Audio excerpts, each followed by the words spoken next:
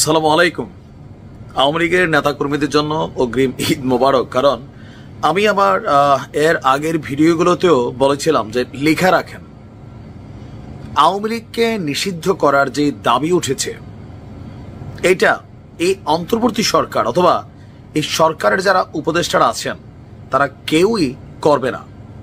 বিষয়টাকে অন্যভাবে ডিল করা হবে, কিন্তু দল হিসাবে বাংলাদেশ আওয়ামী লীগকে নিষিদ্ধ করার জন্য কোন রকম পরিকল্পনা বা সিদ্ধান্ত এই সরকার নেবে না।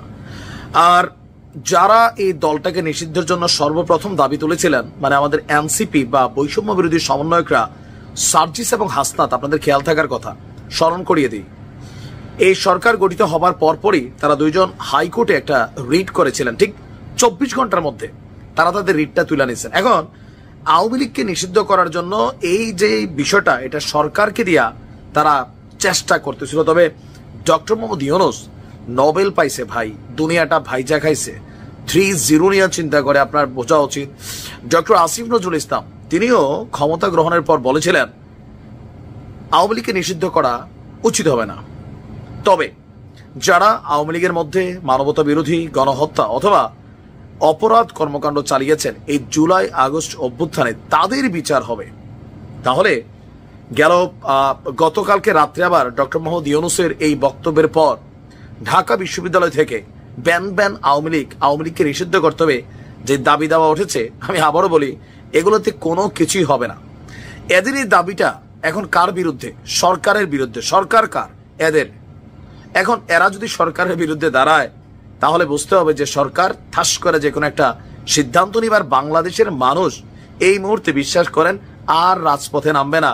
যে এরাই সরকার বসাইলো, এরাই উপদেষ্টা বানাইলো, আবার এরাই এখন সরকার থেকে নামে রাজনৈতিক দল গঠন করলো, এরাই এখন আবার এই সরকারের সিদ্ধান্তকে নাড়াচাড়া করতেছে, এই সরকারের বিরুদ্ধে আবার রাজপথে নামার আওয়াজ দিচ্ছে। ভাই, জনগণ এখন ব্যক্তি জীবন নিয়ে ব্যস্ত। আওয়ামী লীগ যে অন্যায় করেছে, অপরাধ করেছে, তার দৃষ্টান্তমূলক শাস্তি সবাই চায়। কিন্তু যারা আওয়ামী লীগের রাজনীতি করে নিরপরাধ মানুষ আছেন, আওয়ামী লীগের এই দেশে 40% প্লাস সমর্থক আছে, এদের মধ্যে আপনি ধরতে পারেন হাতে গোনা 2% বা 3% মানুষ সন্ত্রাসী কর্মকাণ্ড বা অপরাধের সাথে জড়িত। কিন্তু বাকি যারা আছেন এই বিশাল জনগোষ্ঠীর যে ভোট দেওয়ার যে অধিকার, সেটাকে সরকার হাত দিবে না। ভিন্ন রূপে আওয়াজ শুনতেছি যে আওয়ামী লীগ নতুন রূপে আসবে, সম্ভবত সাবের হোসেন চৌধুরীর নেতৃত্বে আওয়ামী লীগ নির্বাচনে আসবে। তবে আওয়ামী লীগে আসবে, নেতৃত্বের জায়গায় আপনি কৌশলগত পরিবর্তন দেখতে পাবেন, কিন্তু আওয়ামী লীগ নির্বাচনে আসবে। এখন এই যে কথাগুলা তিনি কার সাথে বলেছেন? গতকালকে ডক্টর কমফোর্ট ইউরোর নেতৃত্বে ইন্টারন্যাশনাল ক্রাইসিস গ্রুপের একটি প্রতিনিধি দলের সঙ্গে বৈঠকে বসেছিলেন ডক্টর মোহাম্মদ ইউনূস, আর ওখানেই তিনি এই কথাগুলো বলেছেন। পরে প্রধান উপদেষ্টার প্রেস উইং থেকে একটা বিবৃতি আপনার দেওয়া হলো, যেখানে লিখেছে যে আপনার রাজনৈতিক দলগুলোর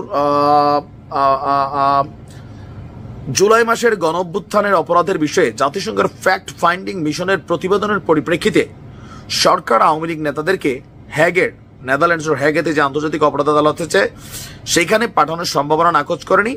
আর দল হিসাবে আওয়ামী লীগকে নিষিদ্ধের কোনো পরিকল্পনা আপনার সরকারের নেই। আবার জাতিসংঘের যে রিপোর্টটা ছিল সেখানে তারা কিন্তু বলছে যে গণতান্ত্রিক অধিকার হিসাবে আওয়ামী লীগের রাজনীতি করার অধিকার আছে, আওয়ামী লীগকে যেন নিষিদ্ধ করা না হয়। ওইখানে কিন্তু একটা অংশ কিন্তু ইনক্লুডেড। সো সব মিলে আওয়ামী লীগকে শতভাগ নিষিদ্ধের পক্ষে এনসিপি, এনসিপি যারা সার্জিস এবং হাসনাতের মতন দীর্ঘদিন যাবৎ ছাত্রলীগের অভ্যন্তরে ছিল, আবার সময়ের সাথে তারা ছাত্রলীগ থেকে বের হয়েছে, তারাই সবার আগে শেখ হাসিনাকে ফাঁসি দিতে চাচ্ছে, আওয়ামী লীগকে নিষিদ্ধ করতে চাচ্ছে। এই যে দাবিটা, এই দাবিটা কোথাও না কোথাও এখন আর সরকার নিচ্ছে না। কারণ আওয়ামী লীগকে নিষিদ্ধের ব্যাপারে অন্যান্য দলগুলোর খুব যে জোরালো অবস্থান সেটা কিন্তু নাই। এবং ইন্টারন্যাশনালি আপনি দেখেন যে জাতিসংঘ বলছে অংশগ্রহণমূলক নির্বাচন, ইউরোপীয় ইউনিয়ন বলছে অংশগ্রহণমূলক নির্বাচন, আর বাংলাদেশের রাজনৈতিক প্রেক্ষাপটে আওয়ামী লীগ ছাড়া বিএনপির নির্বাচন আর বিএনপি ছাড়া আওয়ামী লীগের নির্বাচন, এটা অংশগ্রহণমূলক বা পাবলিকলি খুব বেশি খাবে না। তারপরে সরকার গঠিত হতে পারে। তবে প্রশ্ন হচ্ছে যে আওয়ামী লীগের নেতৃত্বে কারা থাকবেন? নেতৃত্ব এখন পরিবর্তন হবে, এটা 100%। ডক্টর মোহাম্মদ ইউনূস এটা বলেছেন যে যারা অন্যায় অপরাধ করেছেন তাদের বিচার নিশ্চিত করবে যদি সরকারের হাতে সময় থাকে। তার মানে আওয়ামী লীগ নিষিদ্ধ হচ্ছে না।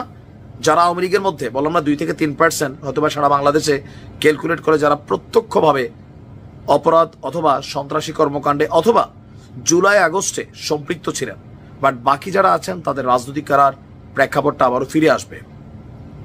এখন এই সিদ্ধান্তে এনসিপি সবচেয়ে বড় বেশি ধাক্কা খাইছে। একটা বিষয় এরাও জানে যে কখনো যদি আওয়ামী লীগ ফিরে আসে অথবা আওয়ামী লীগ রাজনীতি করার অধিকার পায় রাজপথে, সবচেয়ে বড় প্রতিদ্বন্দ্বী এনসিপির জন্য হবে আওয়ামী লীগ। নেতৃত্বে পরিবর্তন যাই থাকুক, কিন্তু এনসিপিকে আওয়ামী লীগ গ্রহণ করবে না। আবার হাসনাত বলছিল যে এক খাপে 2 তলোয়ার থাকতে পারে না, তলোয়ার এখন 2টাই থাকবে। দেখার বিষয় হচ্ছে যে তলোয়ারের মধ্যে কোনটার ধার বেশি আর কোনটা মাঠে থাকবে। শেখ হাসিনা বিহীন আওয়ামী লীগ হবে, don't worry, but Awami league I don't know যে আসলে কি হতে যাচ্ছে। তবে ডক্টর মোহাম্মদ ইউনূসের এমন সিদ্ধান্তে অনেকটা হতাশা ফুটে উঠেছে। বৈষম্য বিরোধী বলেন, এনসিপি বলেন, সমন্বয়করা বলেন, সবাই টেনশনে আছে।